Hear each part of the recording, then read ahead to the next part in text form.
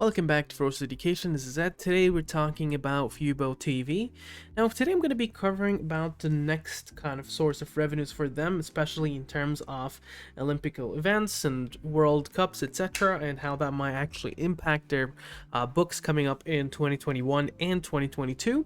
And then we're going to move on towards any SEC filing updates, institutional buyers, and then as well towards technical analysis. So let's jump right into this one. So fuboTV, I covered this one multiple times before. You'll find my previous videos in the description below. But for an update, they are more of a platform for a couple of things: watching sports, watching TV, and also they have a new platform that is coming up very closely. I believe it's currently in beta stages, where it is gaming onto sports, gaming sports, which means betting on sports, etc., directly through their platform. So being a bit more interactive. They did have their acquisitions before relating to that, so that's a good thing. I might go on through the news here today, but today I wanted to look into one in particular. fuboTV acquires exclusive streaming rights for South American Qatar World Cup 2022 qualifying matches. Now, that is something that is massive because World Cup is something that might not be as popular in the States, at least, but it's very popular around the world. In Europe, in South America, in Africa, in Asia, soccer is something that is prominently watched as we watch hockey and basketball and baseball for some. So they will have the agreement here, partnership with 10 South American team right holders, strengthen the fuboTV's leading position as a sport-first live TV streaming platform, and it's offering off matches from Global Qatar World 2022 qualifiers, the top 4 teams competing with CONMEBOL Confederation qualifying for Qatar. In addition to CONMEBOL, fuboTV will stream many qualifying matches through its carriage of other channel partners. So the terms of the deal were not actually disclosed, but some of the things we know currently is that they have exclusive OTT live streaming rights only for the remaining 70 matches, including Qatar World Cup 2022 qualifiers.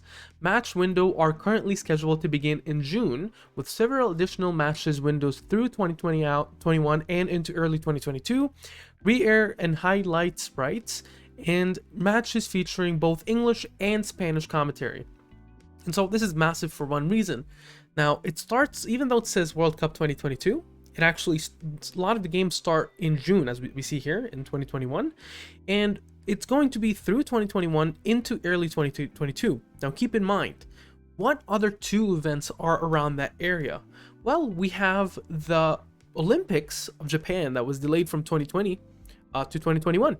And you also have the Beijing 2022 Olympics. So you got 2 Olympics coming up, World Cup, and with their gaming platform, if that comes in online for these kind of show TVs or sports, whatever, this will be massive because it will definitely bring a lot of revenue. Now, in terms of the current updates, other than that, they do have around $269 million in revenue. We did have information about them signing network carriage agreements, so network signed Marquee Sports Network signed carriage agreements. We did go through that before, and we did see their announcements of Q1 2021 that's coming up in a month on May 11th, and we did also go over what we should be expecting regarding that Q1 in previous videos. So if you missed those ones, don't forget to watch the previous videos. Now, moving on towards institutional buyers, and before we do so, if you would like to see more contents like this, make sure to hit that subscribe button down below and the notification button. And if you would like to join our Discord server, it's in the description below. Feel free, it's free and there's no obligations there. So institutional buyers, we see here a 5% stake happened took less than a week ago on the 6th from NZVII. Around 7 million shares there. Morgan Stanley has still their shares, even be it a little bit of a smaller stake, but still a considerable one. Institutional buyers seem to continue to buy this one here and remain bullish onto this one.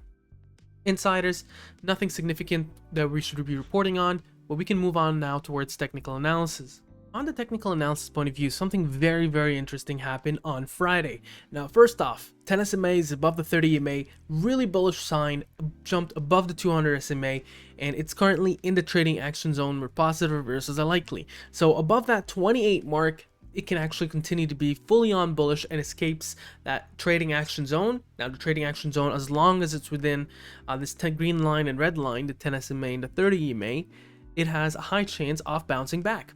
Now the MACD shows that this one is actually bouncing back here. It is due for a positive reversal sometime on Monday or Tuesday, and the William percent R shows that this one is not a neutral. It's not even highly overbought. Momentum is still negative. And something very, very interesting happened. Take a look into volumes. Now the volume has been the highest it's ever been on Friday, but that only resulted in a small push from around 2062 to around 2325. So it's not of a massive a push. However, the moving average band, you're starting to expect this one to trade on the top 3562, at the bottom 1674, so that's the Bollinger Bands, and the moving average bands is between 2880, 2618 in the middle, and on the bottom 2356. Stochastic fast and stochastic slow aren't showing much. They're telling you just be careful about the next support. If it's closer towards the resistance, it most likely will break it. Now currently the next support is at 2091, very close to where the price point is. However, the next resistance is a little bit further away at 2882, following that 3521, 4159, 5069, and 6227. Now, if we were to draw price line actions, we see that there's a very, very strong support at 2018. And then below there, you're looking down to 1464, and then down to the 1086, and then the 893 mark. Significant resistances, you're looking into 2606, following that 2967, following that 3494, and then we're going up to 4030, and then up to there towards 4329, and going all the way to 5120. Comes to the question to Ed, what do you think about this one? There's definitely a stock that trades on a price over book somewhere around 7. It is not the most or the cheapest stock out there. The technical analysis is a little bit rough on this one because with the highest volume ever, it barely nudged through.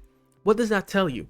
The massive amount of bag holders that bought around this area here, and they just want to break even or get close to breaking even. And so unless it sees a parabolic effect up to let's say the 55 mark, I think that there's going to be these massive blocks of resistance for all these bag holders that are created abovewards.